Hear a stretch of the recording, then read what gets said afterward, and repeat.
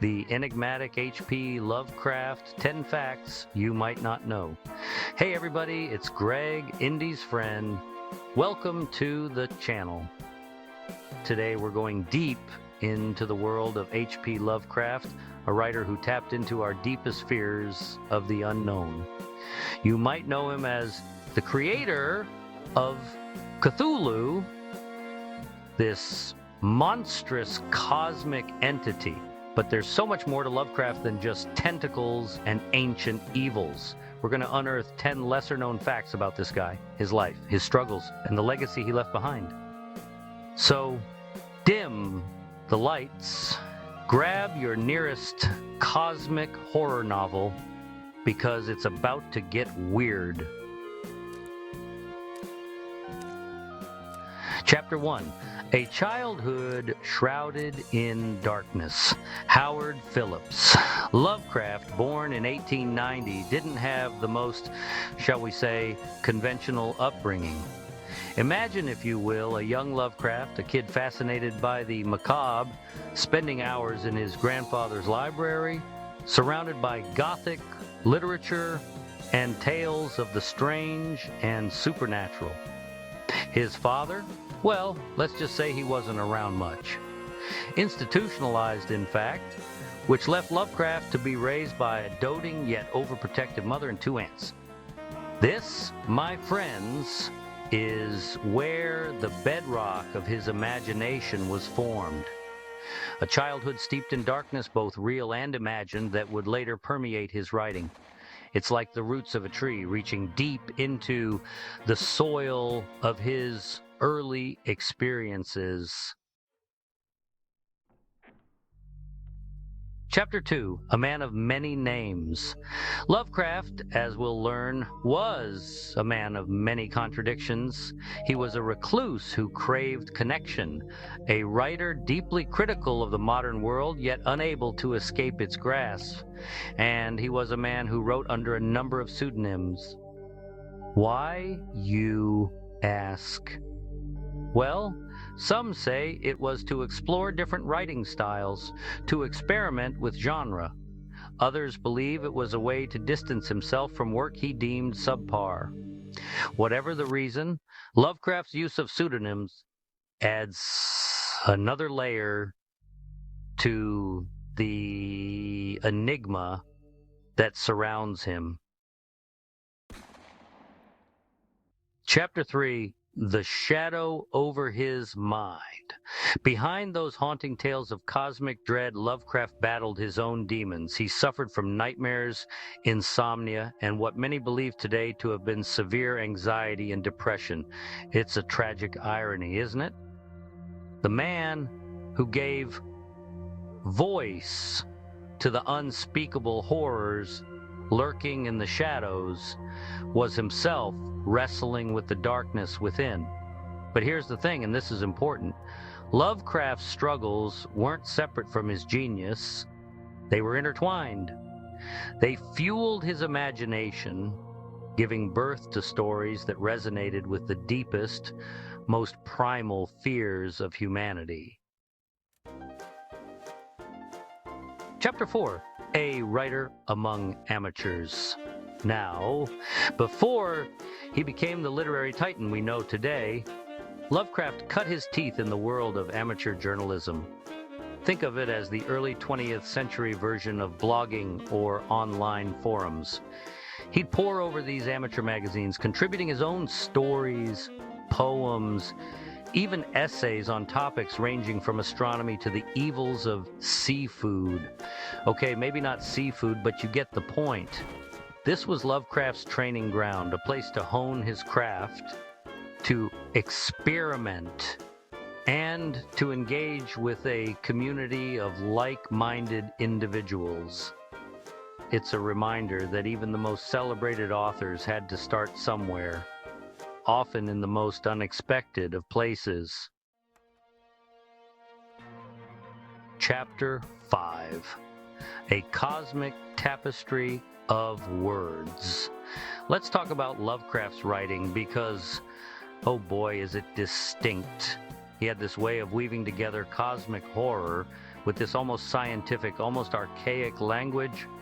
Reading Lovecraft is like stepping into another dimension, one where the familiar becomes alien, where the very fabric of reality is threadbare, threatening to unravel at any moment.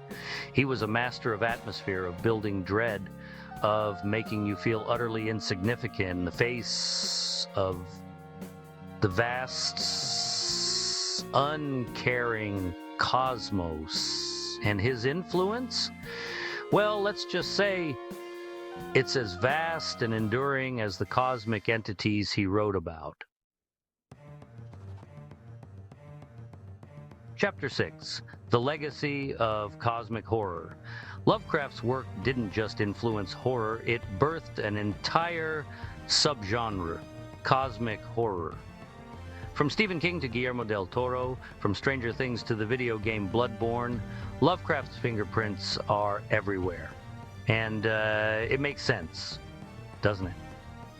In an age of uncertainty of climate change and global pandemics, the idea that we are but ants on a rock at the mercy of forces beyond our comprehension, well, it resonates.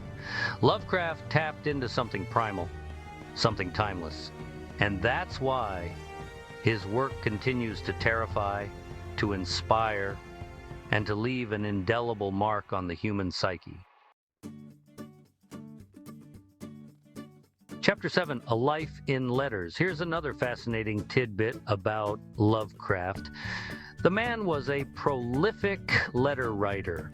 We're not talking about a few emails here and there. We're talking thousands upon thousands of letters to friends, fellow writers, even fans. He'd engage in these deep philosophical discussions, sharing his thoughts on everything from literature and philosophy to politics, and of course, his beloved weird fiction. These letters offer an intimate glimpse into the mind of a genius, a man who, despite his reclusive nature, craved connection, craved intellectual stimulation. Chapter 8, Science, Religion, and the Cosmic Void. Lovecraft was a man of science, fascinated by astronomy and the vastness of the universe, but he was also deeply skeptical of organized religion, viewing it as a crutch for humanity's fear of the unknown. For Lovecraft, the cosmos was indifferent, a cold, uncaring void where humanity's hopes and dreams meant nothing. It was a bleak outlook, sure, but it was also a reflection of his own struggles with existential dread. He saw the universe as this vast, unknowable entity, and that terrified him. And yet there's a strange beauty in that terror, a recognition of our own insignificance in the grand scheme of things. Chapter 9, A Posthumous Rise to Fame. Here's the thing about Lovecraft, he wasn't a literary superstar in his own time. In fact, he died relatively unknown, his work largely confined to the pages of pulp magazines. It wasn't until after his death that his stories began to gain a wider audience, thanks in part to the efforts of his friends and fellow writers. It's a testament to the enduring power of his work that even though he's been gone for nearly a century, Lovecraft's influence continues to grow, his stories continuing to find new generations of readers who find solace, or perhaps a terrifying thrill, in his vision of cosmic horror. Chapter 10, From Page to Screen and Beyond. Lovecraft's stories, with their mind-bending concepts and cosmic dread, have been notoriously difficult to adapt to film and television, but that hasn't stopped filmmakers and game developers from trying. From the campy cult classic reanimator to the atmospheric video game Amnesia: The Dark Descent, Lovecraft's influence can be seen across various media. Each adaptation brings its own interpretation to Lovecraft's work, proving that his stories are not bound by the limitations of time or medium. They continue to evolve, to mutate, to find new life in the imaginations of artists and audiences alike. Outro time: The Enduring Allure of H.P. Lovecraft. So there you have it, 10 lesser-known facts about the enigmatic H.P. Lovecraft. He was a man of contradictions, a recluse who craved connection, a writer who found beauty in the face of cosmic indifference.